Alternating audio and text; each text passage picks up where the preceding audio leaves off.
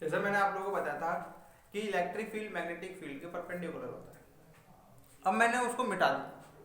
अब मैंने एक काम किया कि I have to represent the electric field and magnetic field on one axis.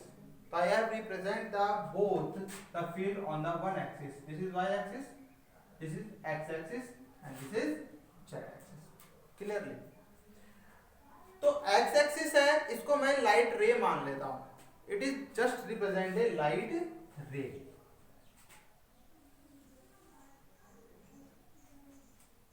एक लाइट रे को रिप्रेजेंट कर रहा है, ठीक है, कोई बात। तो लाइट रे को रिप्रेजेंट कर रहा है, तो इसके अंदर इलेक्ट्रिक फील्ड और मैग्नेटिक फील्ड कैसे शो करूंगा? तो I have to make the parallel to the Y axis, that is make the electric field, and parallel to the Z axis, that is magnetic field. Just like that I have make a graph. This is Y axis, this is minus Y axis, नीचे की तरफ।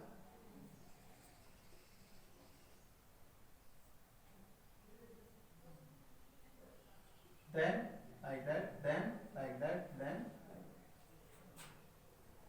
clearly. Similarly, I have to make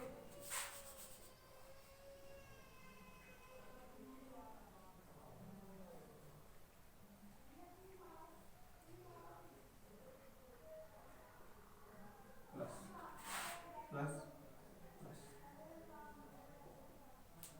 So here the axis here is plus y, here is minus y, here is plus y, here is minus y, here is plus y. Similarly, I have to make z axis and make the magnetic field like that. This is z axis में magnetic field represent हो रहा है।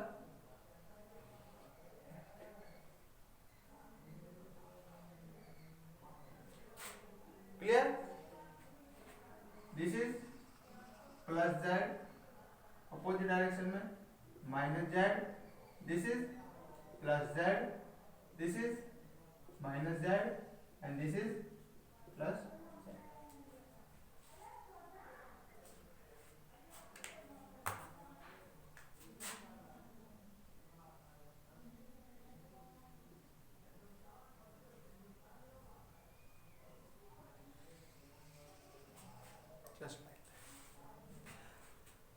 तो what we have to notice from this graph, हम लोगों ने graph से क्या सीखा या क्या नोटिस किया? सबसे पहली चीज मैंने नोटिस की कि मैग्नेटिक फील्ड इलेक्ट्रिक फील्ड एक दूसरे के परपेंडिकुलर होते हैं, 90 डिग्री पे होते हैं। 90 डिग्री पे हैं तो इससे फायदा क्या है? लाइट को क्या फायदा है? लाइट को सिंपल फायदा ये है कि इलेक्ट्रिक फील्ड मैग्नेटिक फील्ड एक दूसरे के 90 डिग्री होने के कारण एक दूसरे की पावर्स को क्या कर देते हैं? कैंसिल कर देते हैं। एंड द रिजल्टेंट या result of the travelling of light become zero या रिजल्टेंट बिकम जीरो। सिंपली हम कह सकते हैं रिजल्टेंट क्या होता है? जीरो। अब रिजल्टेंट जीरो हो गया तो उसको मेरे को क्या मतलब है उससे? रिजल्टेंट जीरो हो गया तो हो गया? नहीं, रिजल्टेंट जीरो हो गया तो लाइट कभी भी इलेक्ट्रिक और मैग्नेटिक फील्ड में डाइवर्ट नहीं होती है। It will be travel in straight way in any medium, maybe in high electric field और maybe in high magnetic field. Clearly? तो यहाँ पे यही है। तो रिजल्ट क्या निकला? Light can travel in straight path or rectilinearly propagated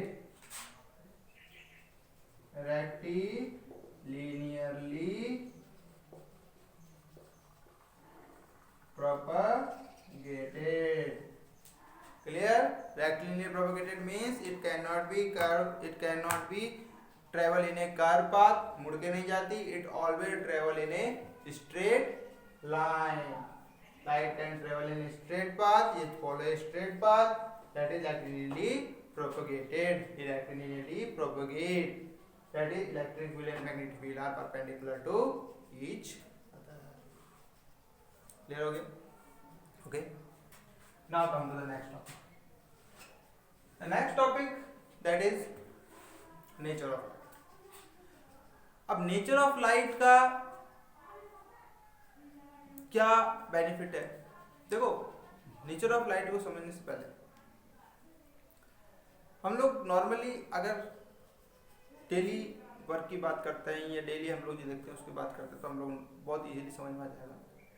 जैसे इफ सम पर्सन या some animal is standing in a sunlight, आप स्टैंड करो, सनलाइट के अंदर खड़े हो जाओ. तो जब आप खड़े होते हैं you have to feel some light. आप लोग लाइट महसूस हो रही है, आप कमरे में हो, लाइट आ रही है, आप बाहर खड़े हो, लाइट मिल रही है, आप पढ़ रहे हो तो सनलाइट की रोशनी में आप कमरे तक लाइट पहुंच रही है. तो ये लाइट आप तक आ रही है, ये लाइट आप तक पहुंच रही है, इसके साथ क्या आपको एनर्जी भी मिल रही है? Do you feel some energy? No. तो we can not be feel any energy by the sunlight in a room, but if we come in direct contact of the sunlight, अगर मैं सनलाइट के direct contact में आ जाता हूं तो मुझे क्या मिलती है? एनर्जी मिलती है, या सनलाइट से एनर्जी या हीट महसूस होती है. तो nature of the light that is behaviour of light, it is depend on the behaviour of light. अब मैं साउंड वेव्स की बात करता हूं. साउंड वेव्स एक जगह से दूसरी जगह जाती है. I am speaking, I am speak, या I tell you something, you have to listen care to some distance.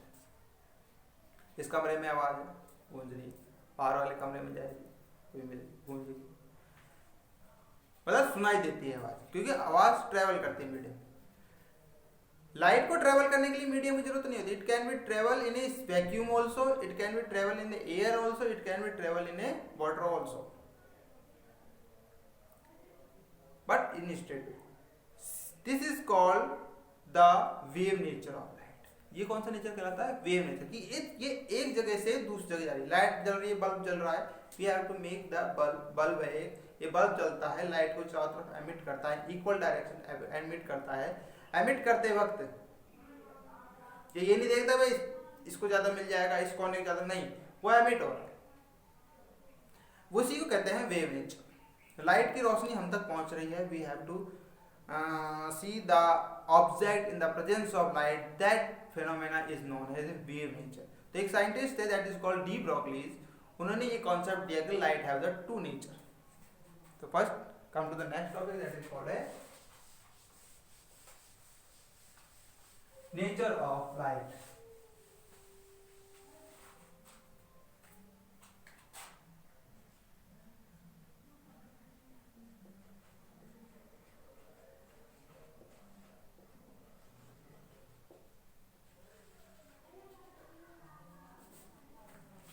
अब नेचर ऑफ लाइट को समझने के लिए, डी ब्रोगली का कॉन्सेप्ट को समझने के लिए हम पहले लाइट को दो पार्ट में डिवाइड कर लेते हैं. First one is the wave nature.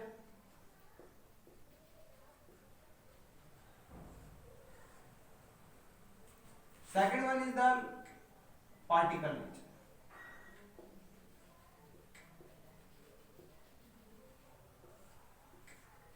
अब वेव नेचर और पार्टिकल नेचर कैसे काम करते हैं?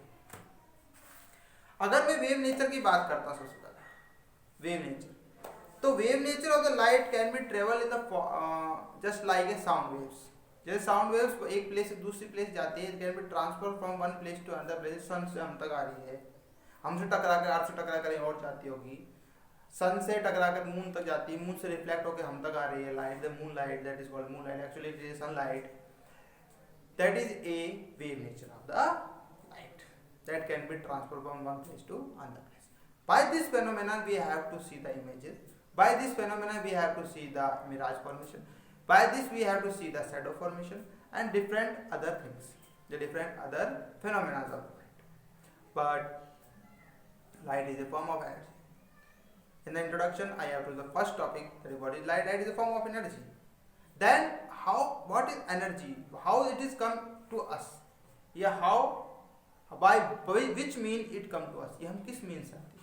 That is called a particle nature. इसको हम लोग क्या बोलते हैं, पार्टिकल नेचर है। ये कॉन्सेप्ट किसने दिया था, डी ब्रॉगली।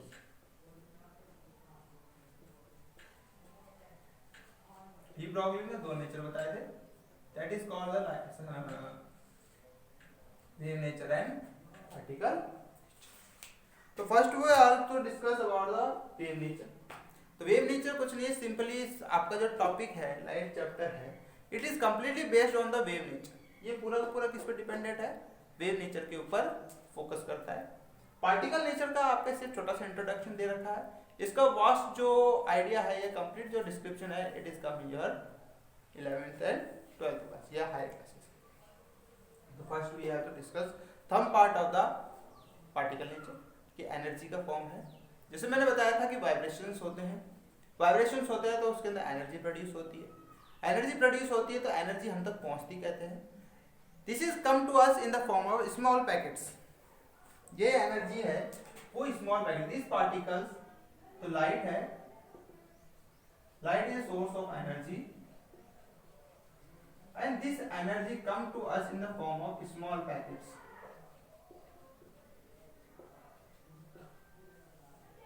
ये एनर्जी हम तक किस फॉर्म में पहुंच रही है, स्मॉल पैकेट्स की फॉर्म में पहुंच रही है, और यही स्मॉल पैकेट्स को हम लोग क्या बोलते हैं, क्वांटा। क्या कहलाता है,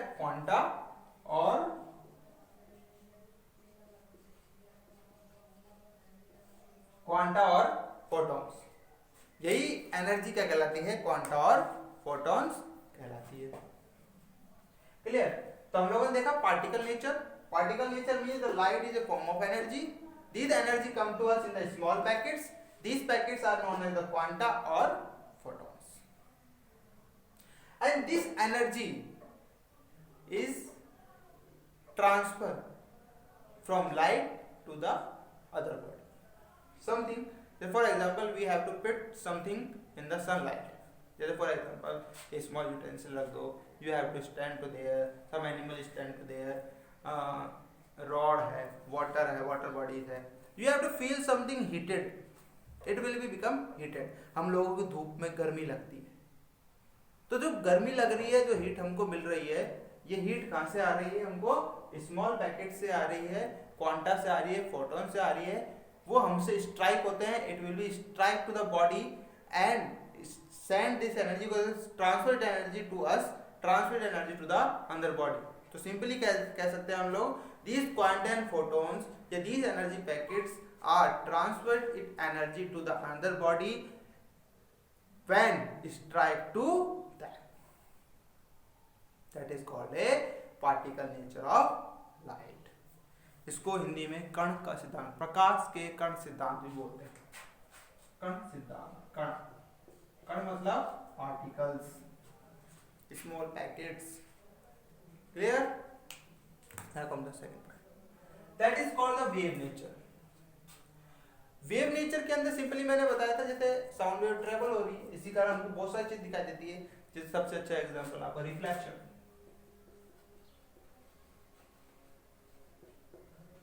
सेकंड वन है refraction, third one is image formation,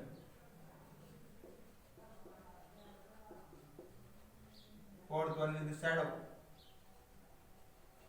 fifth one is the scattering,